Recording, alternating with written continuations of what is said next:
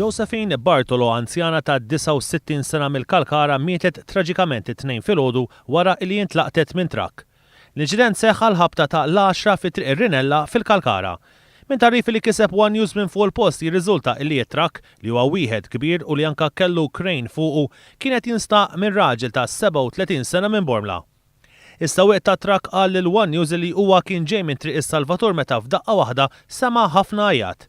Huwa qal li wafqu raġel u qallu li kien għadu kemm laqat mara. Is-sewwieq tat-trakk waqaf minnu fih madankollu il-mara mietet fuq il-post. Jirriżulta li Josephine Bartolo li tgħix ftit metri biss il-bogħod minn fejn mietet x'aktarx ħarġet minn bejn żewġ skips li hemm fit-triq sabiex taqsam man-naħa l-oħra tat-triq bil-konsegwenza li intlaqtet mit-trakk. Fuq il-post marru l-pulizija fejn mill-investigazzjonijiet preliminari li saru irriżulta li l-mara intlaqtet mod aċċidentali mir-roti tan-nofs bil-konsegwenza li hija spiċċat taħt it-trakk bir-roti ta' wara jgħaddu minn fuqha. Il-Maġistrat tal-Assa Edwina Grima ġiet informata bl-inċident u ħatret lill prosekutur legali Mario Buttigieg, lit-tabib forensiku Mario Scerri kif ukoll il-perit Richard Aquilina u lit-tekniku Joe Zammit sabiex jassistuha fl-inkjesta.